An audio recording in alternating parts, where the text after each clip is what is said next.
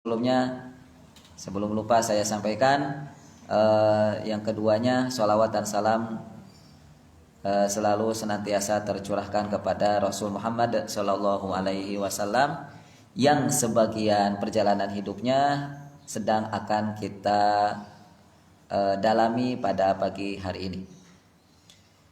Ikhwafillah rahimani wa rahimakumullah. Pada kesempatan pagi ini kita akan membahas masih terkait dengan pengembalaan kambing, di mana Nabi kita pernah di usia mudanya atau lebih tepatnya di usia kecil pernah mengembalakan kambing. Dan itu dilanjutkan saat beliau di pengasuhan sang paman, yaitu Abdul atau Abu Thalib, ya, bukan Abdul Muthalib tapi Abu Thalib. Nah, di pembahasan tentang pengembalaan kambing ini atau ra'yul ghanam, ya, min riayatil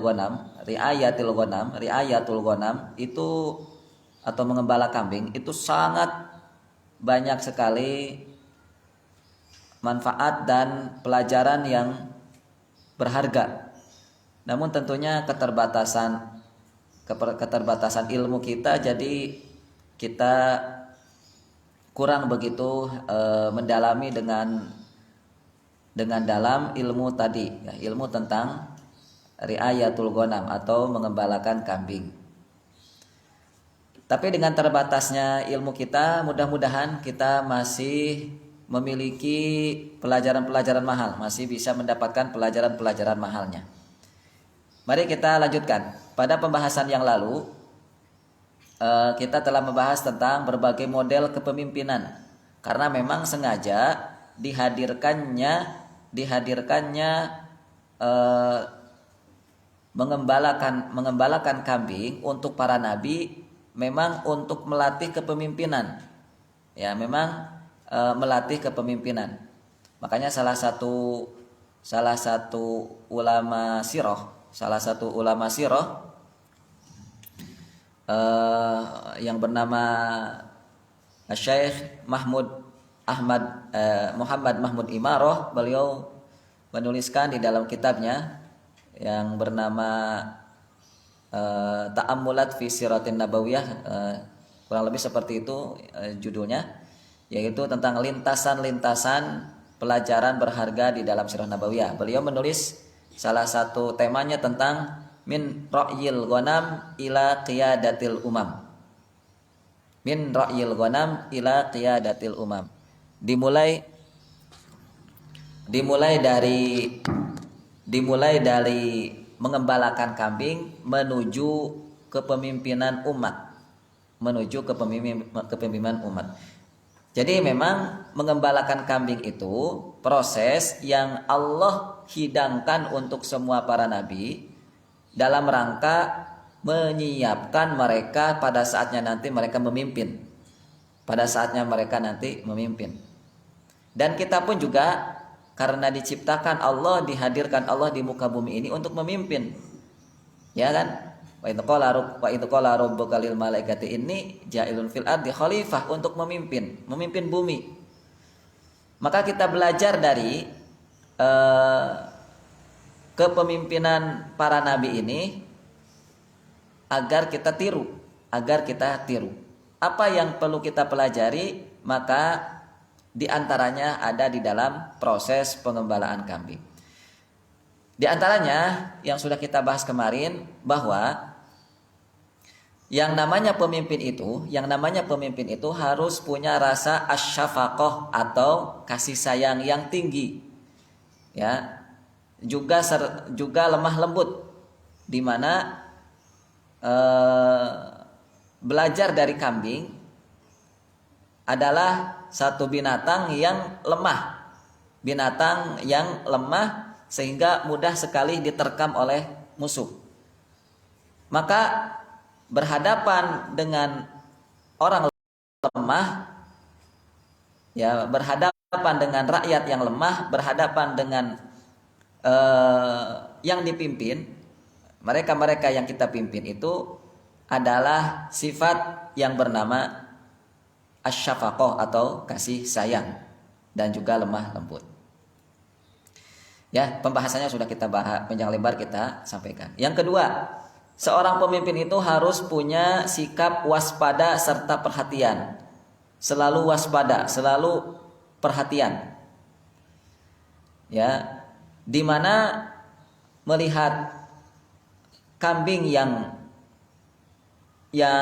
punya sifat lemah itu, yang mana dia tidak mampu menjaga diri, ya, yang akhirnya dia mudah untuk diterkam musuh karena tidak bisa menjaga diri itu, tidak bisa menjaga diri, maka akhirnya si pengembala harus memiliki sikap waspada.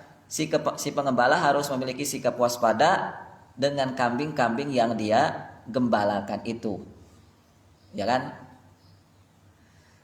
Ya, supaya dia kambing-kambing ini bisa terselamatkan dari berbagai tipu daya musuh-musuhnya. Maka itu yang kedua. Yang ketiga, pemimpin itu harus punya fisik yang sehat, fisik yang kuat, fisik yang lincah. Kenapa? Karena kambing yang mudah berkeliaran, kambing yang mudah berpencar, mudah berlari berhamburan, itu kambing, sehingga akan membuat sulit untuk mengendalikan bagi si pengembala kalau fisiknya lemah, kalau fisiknya tidak sehat. Nah, maka jika pengembala itu punya fisik yang sehat, lincah, tidak sakit-sakitan, tidak mudah capek, nah, maka akan mudah untuk apa? Mengatur kambing-kambing yang sangat mudah terpencar itu. Ya. Baik, berikutnya, pemimpin juga tidak boleh lalai. Pemimpin tidak boleh lalai dan cepat bosan. Lalai dan cepat bosan. Di antaranya dalam memenuhi kebutuhan rakyat. Di antaranya dalam memenuhi kebutuhan rakyat. Karena pastinya yang namanya rakyat, memangnya kepada siapa lagi ketika mereka membutuhkan sesuatu? Ya kan pasti akan kembali kepada pemimpinnya. Selayaknya anak yang mereka ketika membutuhkan sesuatu, maka pasti akan kembalinya kepada siapa? Kepada orang tuanya. Begitu juga rakyat. Maka nggak boleh yang namanya pemimpin itu selalu ngeluh, bosen, itu lagi. Ya, kapan sih rakyat ini berhenti ngeluhnya? Ya, berhenti menyampaikan kebutuhannya. Ya, yang namanya rakyat kok tidak akan berhenti mereka mengeluh, tidak akan berhenti mereka menyampaikan aspirasinya. Nah, maka pemimpin nggak boleh bosan, ya, nggak boleh bosan. Apalagi yang namanya rakyat yang jumlahnya banyak, yang jumlahnya bisa nyampe jutaan, ya berarti dia harus siap menerima kebutuhan sebanyak rakyat, jumlah yang sebanyak jutaan itu. Bisa jadi kebutuhannya berbeda-beda, dan itu harus siap dipenuhi oleh pemimpin. Nah itu makanya saya sudah sampaikan, memangnya enak itu jadi pemimpin. Itulah. Tapi ya mau gak mau, bumi ini harus ada pemimpin. Mau tidak mau, terpaksa atau sukarela, ya harus ada pemimpin. Kalau gak ada pemimpin ya gimana? Justru bumi ini diciptakan agar ada yang memimpin. Baik. Berikutnya, sang pemimpin juga harus pandai dalam memahami perbedaan, ya, varian yang ada dalam diri kambing. Itu harus memiliki kesabaran, harus memiliki kepandaian untuk memahami berbagai macam perbedaan di dalam masyarakatnya, di dalam diri masyarakatnya. Nah, perbedaan apa saja yang ada dalam diri masyarakatnya, maka hal ini harus disikapi dengan bijak, Maka pemimpin itu ya harus pandai, harus cerdas pemimpin tuh. Harus cerdas, karena kalau pemimpin nggak cerdas, ya kan, maka dia akan tidak bisa bagaimana mengendalikan perbedaan yang ada di tubuh masyarakatnya. Tidak akan bisa mengendalikan, karena kompleks sekali yang namanya masyarakat itu, perbedaannya banyak sekali. Jadi itu keahlian dasar yang memang harus dimiliki oleh pemimpin. Yang terakhir tentunya yang saya tulis bahwa yang namanya pemimpin itu harus memiliki sifat yang sabar, punya sifat sabar yang kuat, ya. Karena pastinya akan selalu ada masalah yang ditimbulkan, akan selalu ada masalah yang dihadirkan atas perilaku yang disebabkan oleh orang lemah. Yang namanya lemah kan ya gitu, nggak bisa ngatur. Yang lemah ya, orang lemah nggak bisa menjaga diri. Orang lemah itu ya seperti itu. Maka pasti akan selalu ada masalah gitu.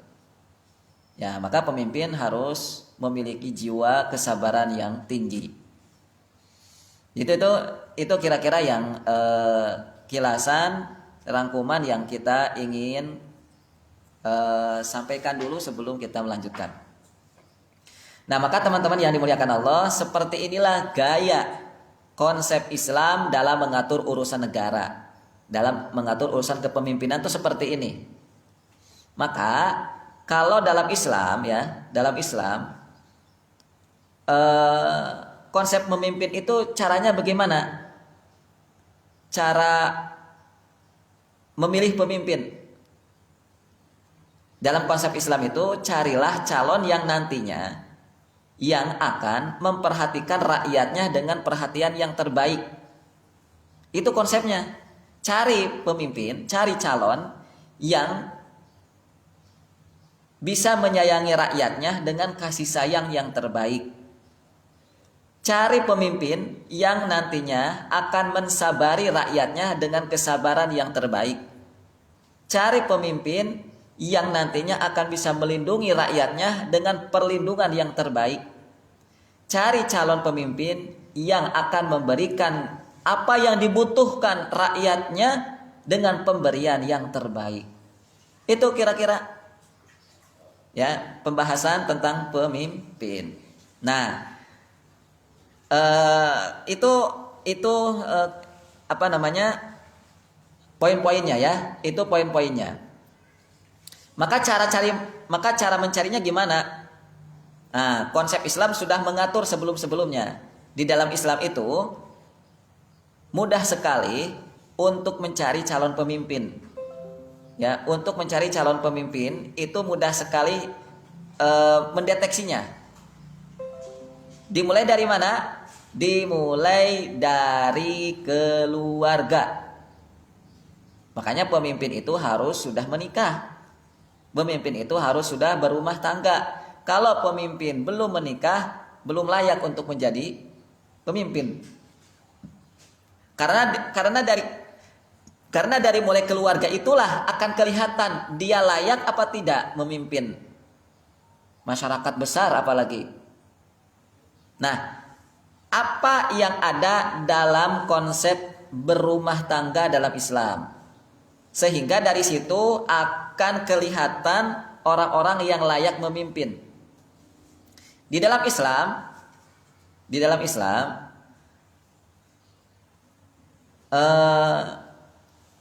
ada satu kaidah yang disampaikan oleh Rasul Muhammad SAW yang hadisnya sahih, ya, yang beliau bersabda, khairukum, sangat terkenal sekali hadisnya, khairukum li ahli wa ana khairukum li ahli. Sebaik-baik kalian, kalau kalian ingin mencari orang terbaik itu caranya gimana? Nah, itu kan tadi kita ingin mencari pemimpin terbaik. Nah, kalau kalian ingin mencari pemimpin terbaik, carilah orang yang paling terbaik di keluarganya. khairukum li ahli. Kan masing-masing punya keluarga nih. Ya, kan masing-masing punya keluarga. Cari nih di antara misalnya sekarang yang sudah ada itu, yang sudah digadang-gadangkan menjadi calon presiden 2024 itu ada tiga pasang. Ada tiga pasang. Nah, cari dari tiga pasang ini, dari tiga pasang calon presiden ini yang paling baik kepada keluarganya. Maka harus tanya kepada siapa? Keluarganya, kepada istrinya, kepada anak-anaknya gitu. Harus kira-kira gimana bapakmu nih? Kira-kira gimana suamimu nih gitu. Karena kami sedang mencari pemimpin terbaik. Maka kami tidak mau kecolongan. Ya, kami ingin mencari pemimpin yang terbaik, maka pertama-tama kami harus cari tahu dulu mana nih dari ketiga calon ini orang terbaik di keluarganya. Nah, gitu. Orang terbaik di keluarganya. Dan tidak ada yang paling baik di keluarganya kecuali Rasul. Rasul mengatakan sendiri, wa ana, dan aku, kata Rasul, khairukum, orang paling baik dari kalian itu li ahli, untuk keluargaku, di keluargaku. Nah, jadi konsepnya begitu. Ya, konsepnya kita harus menjadi orang paling baik, orang terbaik untuk keluarga kita. Ya. Jadi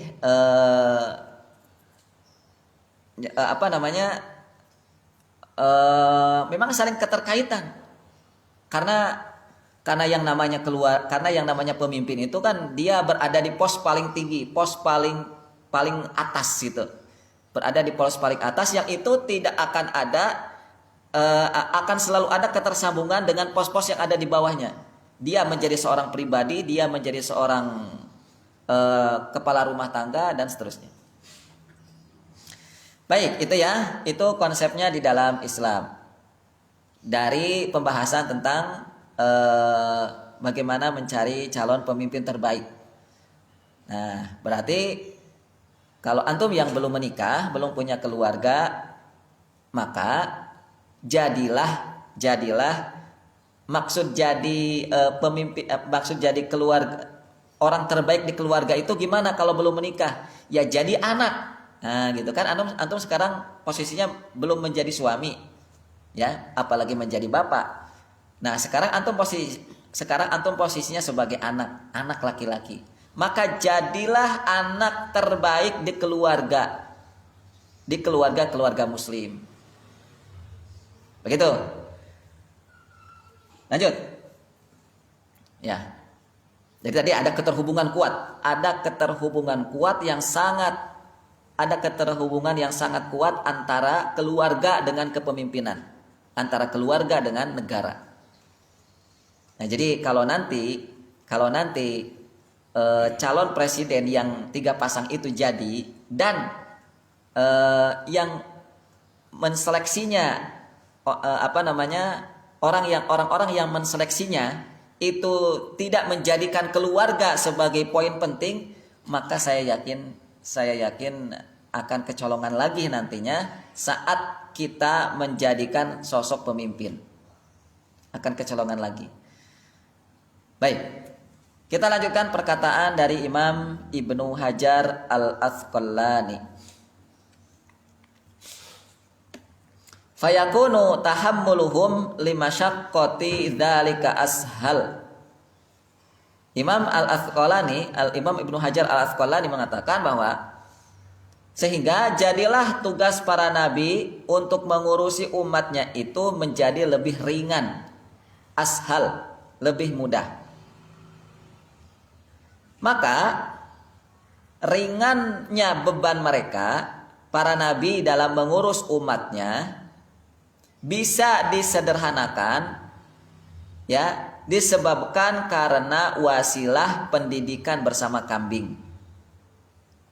Itu ringannya beban mereka sebagai nabi dan rasul, karena tidak ada jabatan paling berat kecuali menjadi pemimpin umat yang bernama nabi dan rasul, itu tidak ada kecuali nabi dan rasul. Nah, diringankan oleh Allah, diberikan ilmu kepemimpinan itu dari kambing. Jadi memang tidak sederhana. Nah, ini yang penting yang saya ingin sampaikan. Mimma law kullifu al-qiyama bidzalik min awwali wahlatin lima yahsulu lahum minat tadriji ala dzalika bi ra'yil ghanam. Dibanding jika para nabi langsung dibebani untuk mengurusi umat tanpa tahapan sebelumnya, yaitu mengembala kambing. Jadi kalau para nabi dan para rasul tidak ada proses, tidak ada tahapan mengembala kambing, maka akan terasa berat mengurusi umat. Maka akan terasa berat mengurusi umat ini. Mengurusi urusan masyarakat umum akan kesulitan kalau tidak ada tahapan yang bernama ra'yil ghanam, bi ra'yil ghanam atau mengembala kambing. Maka teman-teman yang dimuliakan Allah, mengembala kambing ini adalah satu di antara at-tadrij, satu di antara tahapan pendidikan yang Allah sediakan untuk para nabinya. Itu tahapannya adalah harus melewati dulu atau harus mengembalakan kambing dulu. Itu prosesnya dan itu tidak sebentar. Ya, tidak sebentar. Karena dengan tahapan mengembala kambing itu, tugas para nabi menjadi lebih ringan, lebih mudah. Sebagai orang yang diberikan beban Islam dan beban kepemimpinan. Baik. Teman-teman yang dimuliakan Allah, pertanyaannya untuk kita sekarang adalah, mengapa kita melaksanakan tugas sebagai muslim hari ini kok terasa berat? Jawabannya adalah, mengapa kita hari ini melaksanakan tugas sebagai muslim kok merasa berat? Jawabannya adalah, ada tahapan pendidikan dalam Islam yang kita lupakan. Ada tahapan, pasti ada tahapan yang kita lupakan. Atau yang sengaja kita lewati.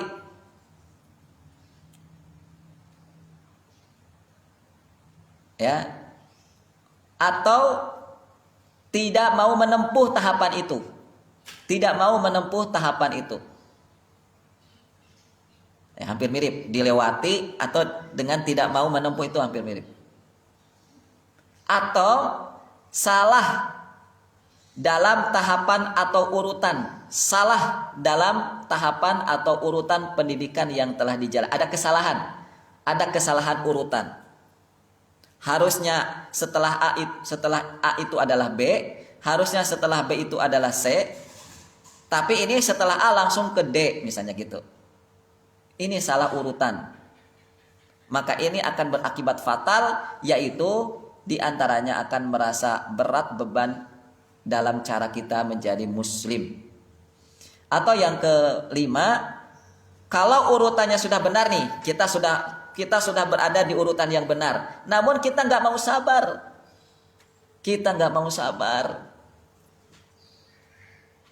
Gitu. Akhirnya dengan ketidaksabaran kita berada di proses tahapan untuk menjadi pemimpin, di proses tahapan untuk menjadi muslim yang kokoh, yang kuat itu, kita nggak sabar, maka nanti ketika nanti sudah dewasa, sudah berada di waktunya kita menerima beban, ya berat. Saya tanya, seorang muslim laki-laki kapan usianya dibebankan syariat oleh Allah? Kapan mulai diwajibkan syariat oleh Allah? Kapan? Ya, baliknya berapa tahun? Oh, 10 tahun. 15 tahun. Jadi ketika antum, wahai para laki-laki muslim, kita wahai para laki-laki muslim, kalau sudah usia 15 tahun, maka semua syariat Islam sudah berlaku, sudah wajib, sholat wajib, puasa wajib. Apalagi puasa Ramadan sudah wajib. Sudah tidak ada lagi sudah tidak ada lagi kaitan dengan orang tua. Kalau masih anak-anak usia 7, 10 itu masih belum. Nah, ketika di fase 15 tahun itu usia balik itu syariat sudah wajib atau sudah mulai dibebankan. Baik, karena kalau misalnya di tahapan usia 0 tahun sampai 15 tahun tidak ada persiapan, tidak disiapkan, maka pastinya ketika kita berada di 15 tahun yang terjadi apa? Ya, kaget. Oh, ternyata sholat itu gini ya. Oh, ternyata puasa itu gini ya, kaget. Ya kayak kita kan sekarang kaget kan. Oh, ternyata Al-Fatihah itu harus dihafal ya. Oh, ternyata doa-doa itu harus dihafal ya. Ya. Untuk kesempurnaan sholat Al-Fatihah harus dihafal. Untuk kesempurnaan sholat doa-doa harus dihafal. Allahumma ba'id baini gitu. Coba saya tanya, kapan antum bisa dulu belajar menghafal doa-doa sholat itu? Harusnya di proses ini nih, 0 sampai 14 tahun. Oh, ternyata sholat 5 waktu itu wajib ya. Zuhur, maghrib, maghrib, subuh, zuhur, asar, isya, itu wajib ya. Saya kira nggak wajib gitu. Makanya kan anak-anak muda waktunya sholat 5 waktu, padahal bukan tahajud, bukan lagi sholat duha, sholat 5 waktu.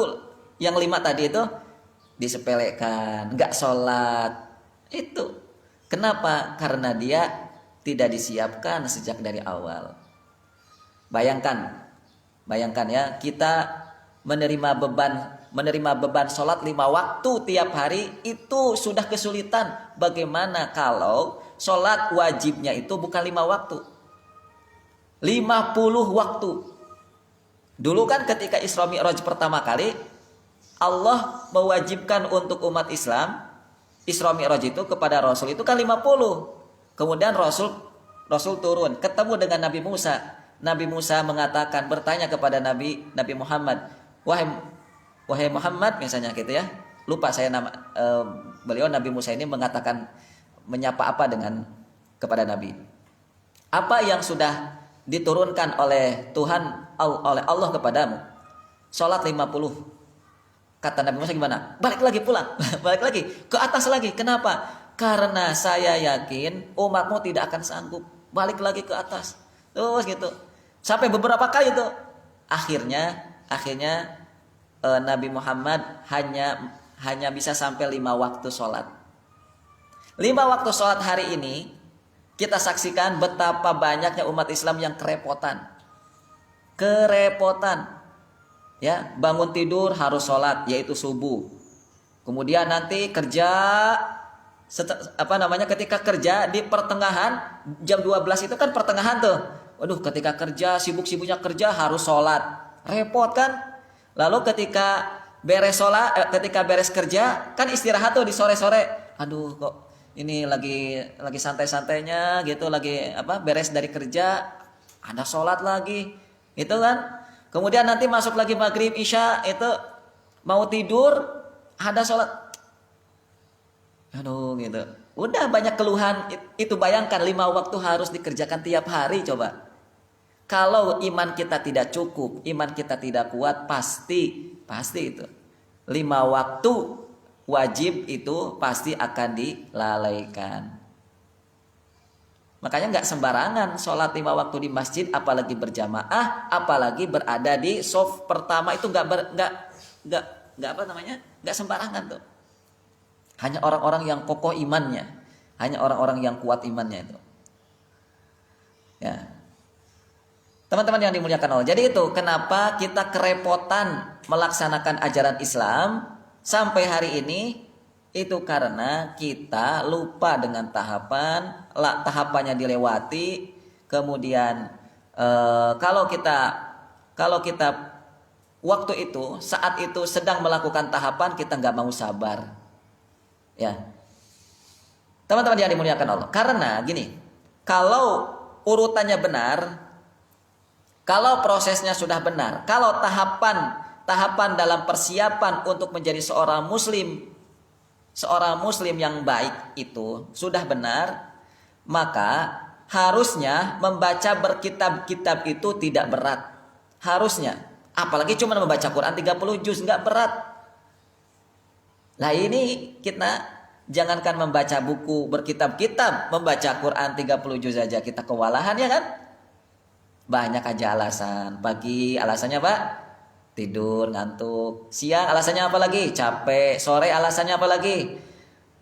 Pengen istirahat. Malam pengen tidur. Udah banyak alasan kayak gitu tuh. Akhirnya kapan baca kitab-kitab yang tebal-tebal itu tuh, yang ada di perpustakaan? Nggak ada waktu kan? Iya. Harusnya sebagai seorang muslim yang urutannya benar, itu seperti para ulama tuh. Satu kitab bisa sampai ribuan kali diulang.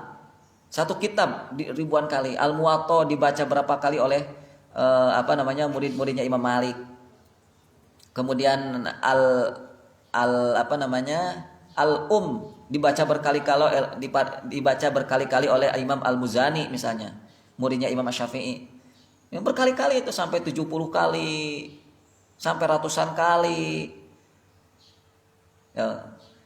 Pertanyaannya kapan kita membaca berkali-kali kitab Riyadhus Shalihin? Pernahkah kita baca kitab Riyadhus Shalihin sampai hatam? Boro-boro. Jangankan Riyadhus Shalihin, baca hadis arba'in yang jumlahnya 43-an itu hadis cuman pendek. Tipis. Kapan kita pernah baca hatam? Ya kan? Nah, maka itu yang harusnya ada dalam diri seorang muslim. Baca berkitab-kitab itu harusnya tidak puas gitu. Baca berkitab-kitab itu tidak puas. Kemudian harusnya kalau urutannya benar dan dikerjakan, harusnya mengeluarkan uang 10 miliar untuk Islam itu nggak berat. Mengeluarkan uang 10 miliar untuk kesejahteraan umat Islam itu nggak kuat. Harusnya tidak berat. Kira-kira kalau canceling masjid itu berada di depan kita, berada di depan jamaah, ada nggak yang masukin uang merah 100.000?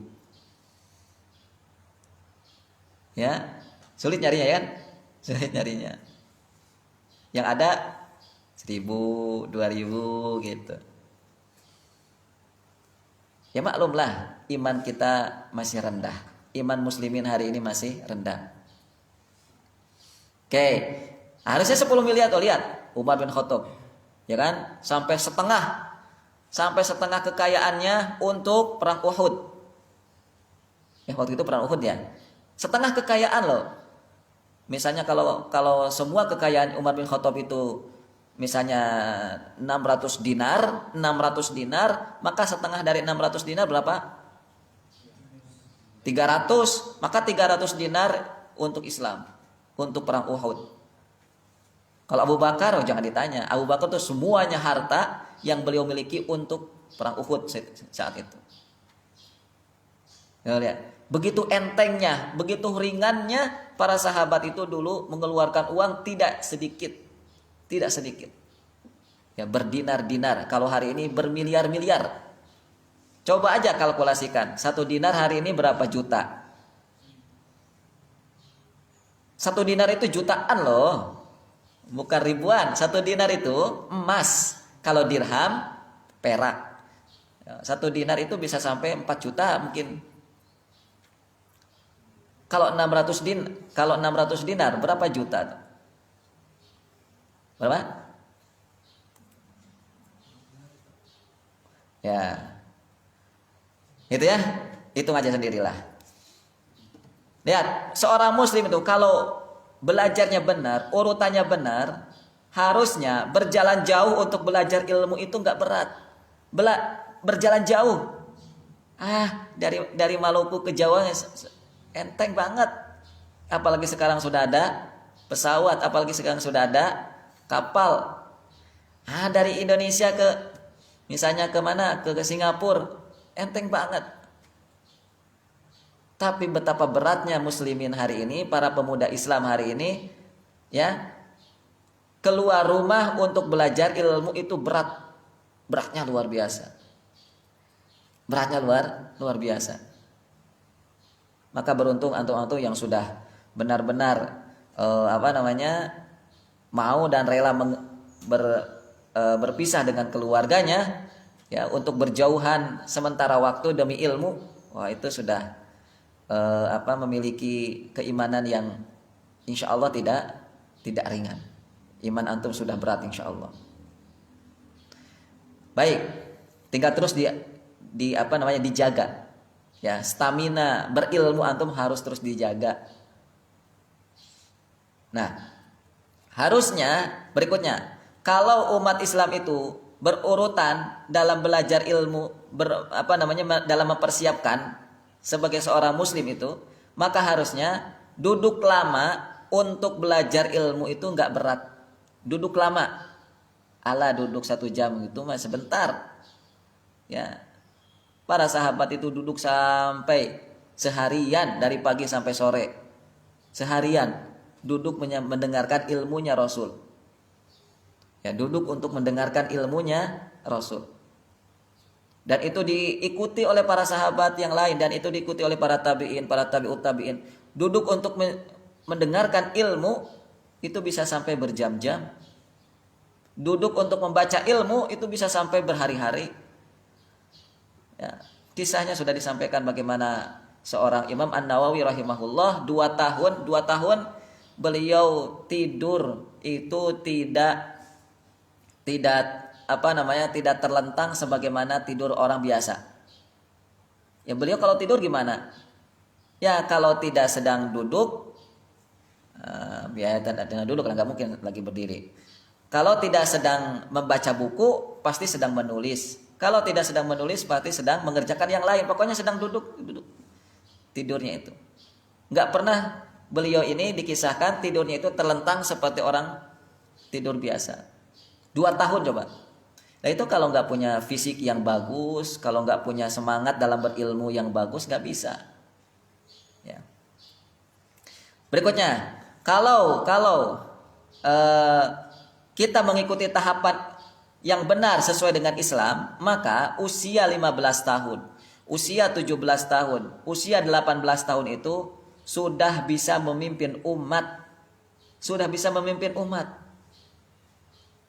18 tahun itu sudah bisa memimpin orang banyak.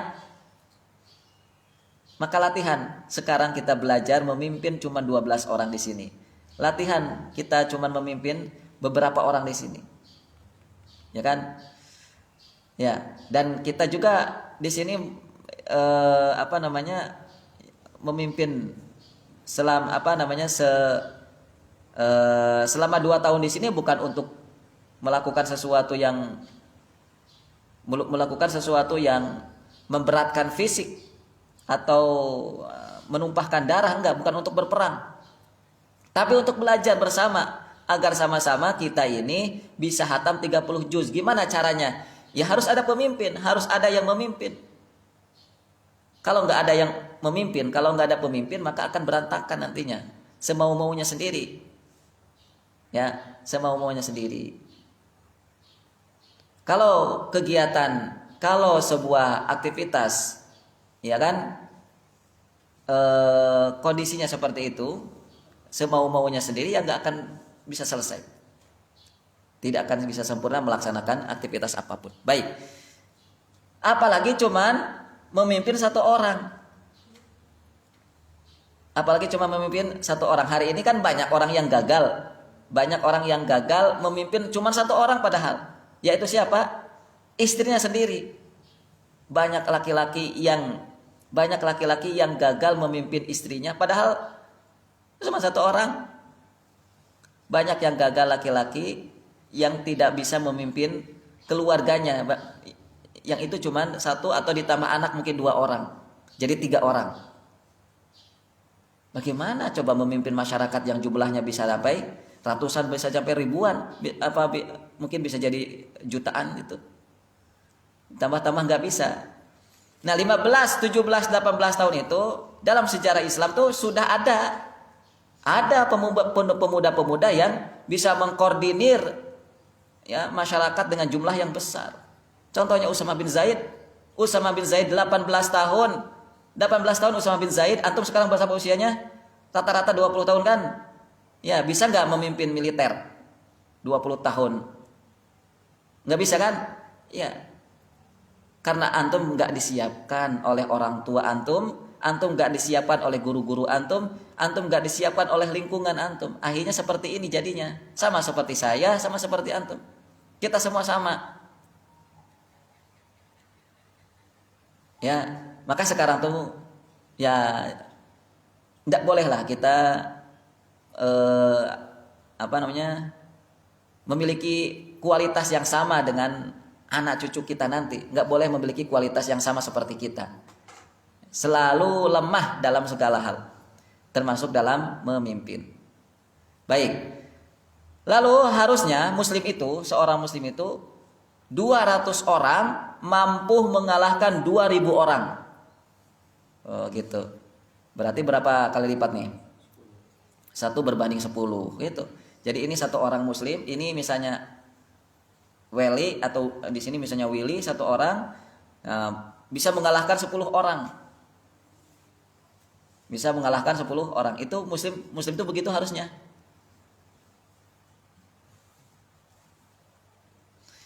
Ya sudahlah, hari ini nggak usah dilihat.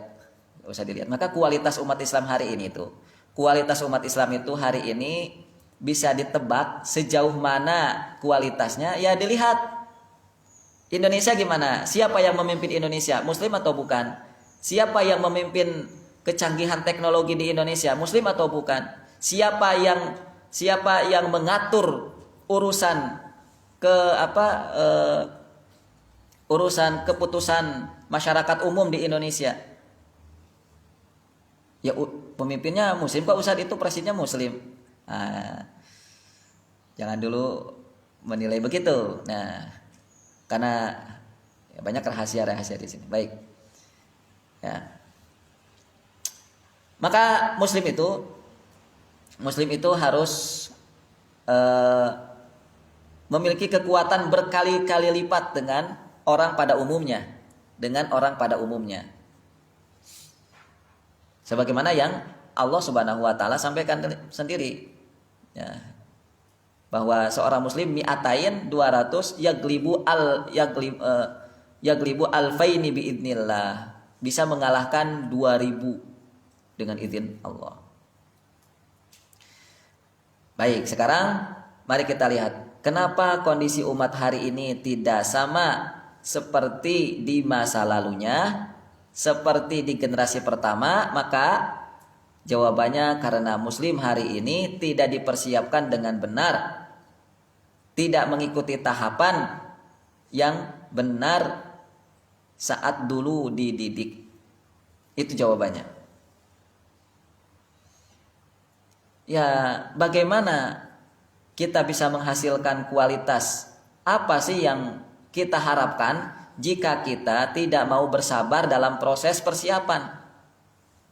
Sedangkan untuk menjadi rasul sendiri saja, menjadi nabi, itu dipersiapkan, ada tahapannya, ada persiapannya. Berapa tahun untuk mempersiapkan menjadi seorang nabi dan rasul? Berapa tahun? Rasul dipersiapkan oleh Allah menjadi nabi berapa tahun? 40 tahun. Jadi 0 sampai 40 itu masa persiapan. Usia nabi saat dilantik menjadi nabi kan 40 tahun. Berarti usia 0 nabi sampai usia 40 itu usia persiapannya.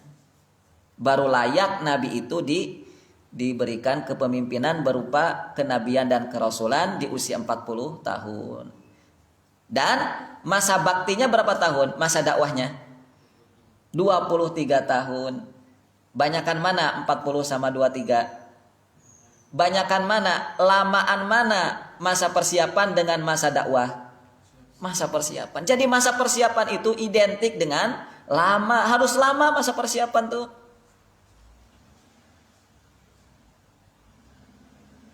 Ya, kalau hari ini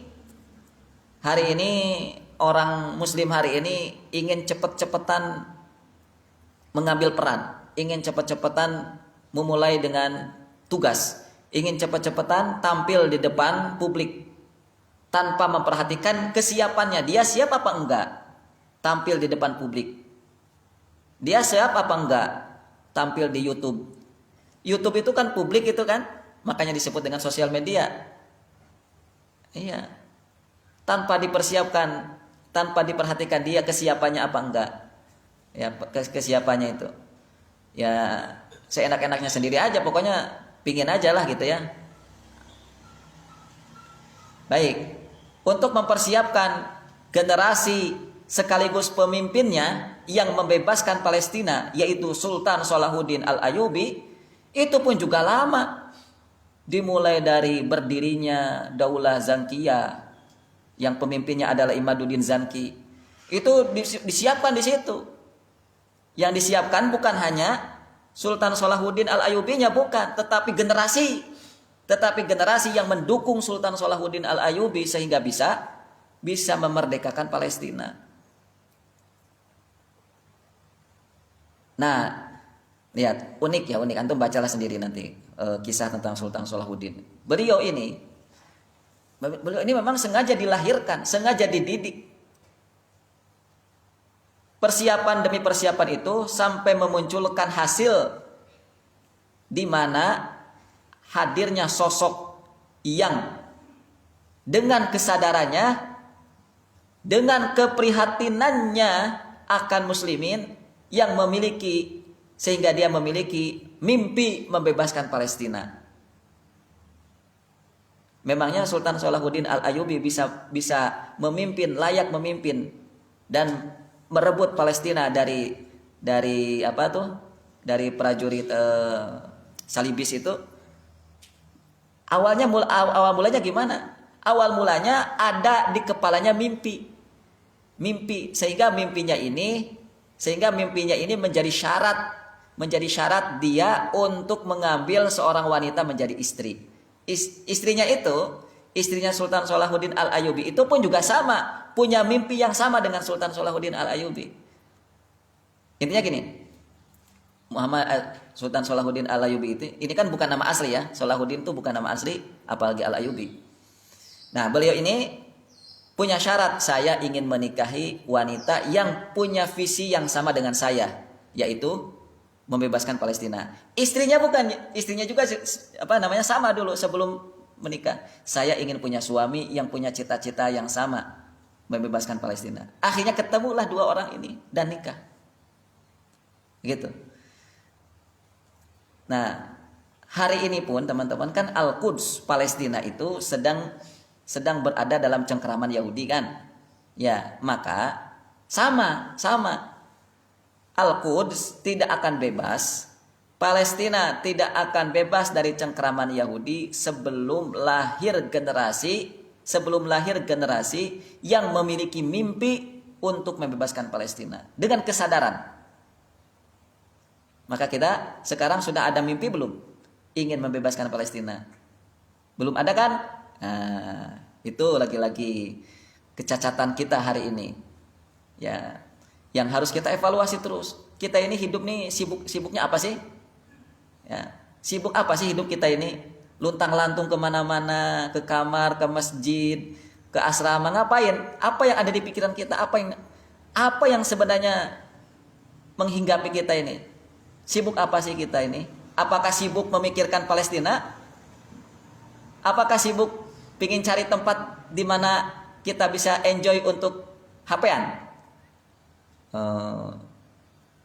Maka generasi seperti antum kalau hari ini terus dibiarkan, kalau aktivitas seperti ini dibiarkan, nggak layak jadi pemimpin ya, seperti Sultan Salahuddin Al-Ayyubi.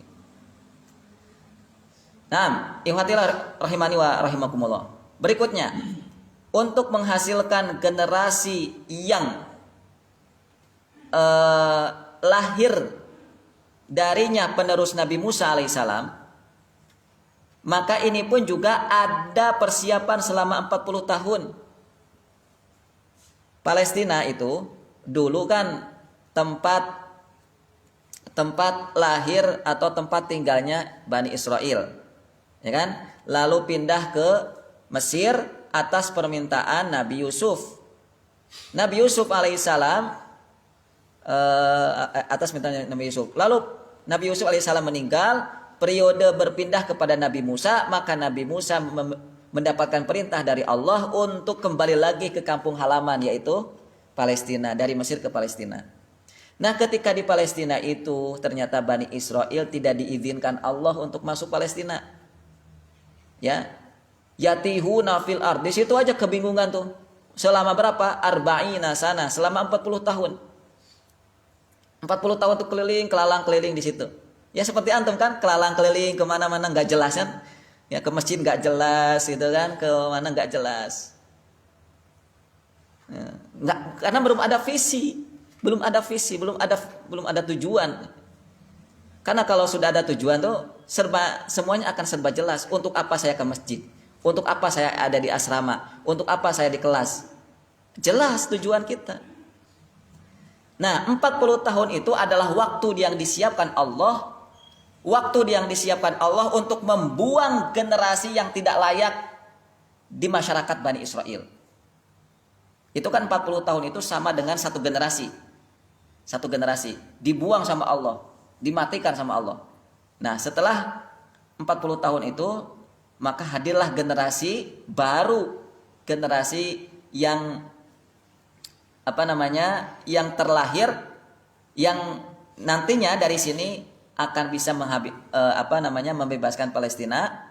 Dan kita tahu salah satunya yang hadir dari situ adalah Nabi Yusha bin Nun, kemudian nanti muncul Nabi Daud, kemudian nanti masuk ke Palestina Nabi Daud menjadi raja, terus kerajaannya dilanjutkan oleh anaknya Nabi Sulaiman. Nah, proses tadi itu harus mau dilewati oleh Bani Israel selama 40 tahun. 40 tahun itu bukan waktu yang sebentar. Ya, dalam masa persiapan. Nah, maka 2 tahun ya Allah, cuma sebentar Mas, 2 tahun. Wa khussatil ghanamu bidzalik, dan dikhususkan kambing. Kenapa kambing yang dikhususkan untuk digembalakan? Likauniha adhafa min ghairiha, karena kambing